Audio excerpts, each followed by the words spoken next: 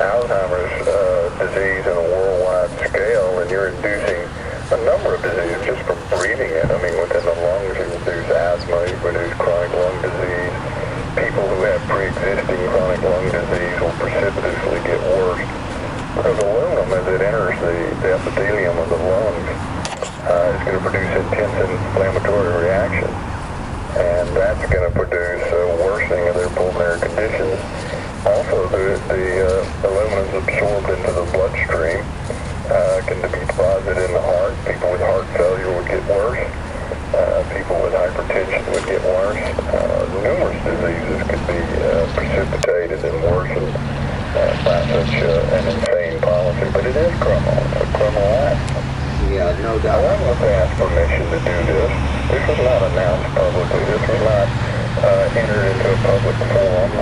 So these health issues could be discussed. They just secretly have done it on a worldwide scale of an enormous proportion.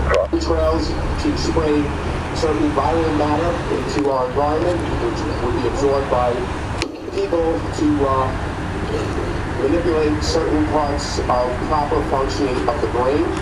There are also record numbers of respiratory and health-related issues out there. I'm sure somebody in this room knows somebody that's having some type of sinusitis, bronchitis.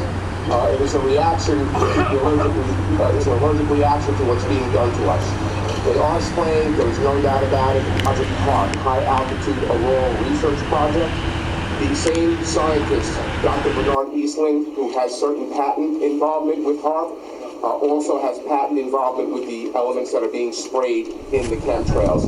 Also, my question is for people to ponder is who has the kind of power to allow jet fuel to be infused with aluminum, barium, and other toxic elements and authorized to refuel airplanes with this toxic substance and spray them systematically all over the world.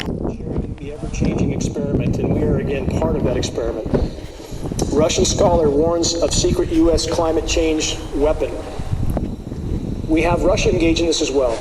We also have China, and this is one of the reasons why it's so hard to get any sort of mainstream coverage, because the big players are all involved up to their eyeballs. So that's one of the reasons the media coverage is so sparse, but it's coming.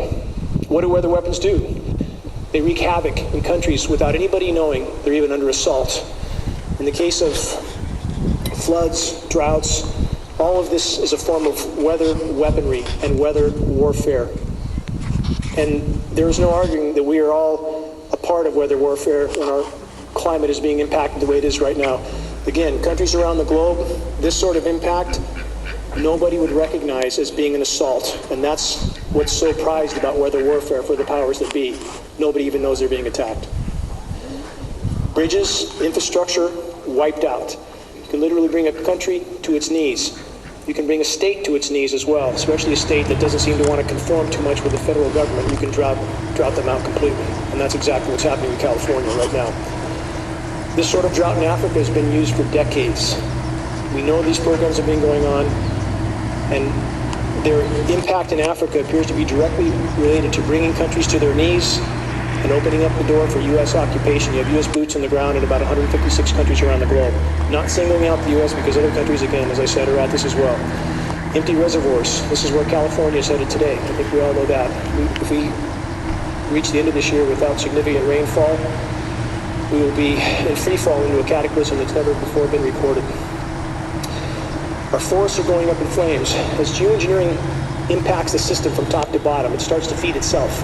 As you cut off the moisture for boreal forests, which are the lungs of the planet, the terrestrial lungs of the planet, and they begin to burn, that feeds into the entire climate cycle and begins to tilt it even further off scale. So this is a non-linear equation. Once it starts to tilt, it tilts faster and faster.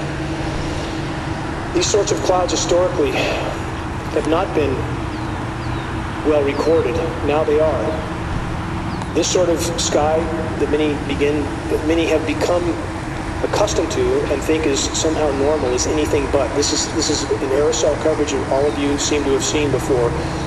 And Many people have begun to accept this as being natural, but it takes a lot of material to block the sun to that degree, and all that material is settling down on all of us. We're all breathing.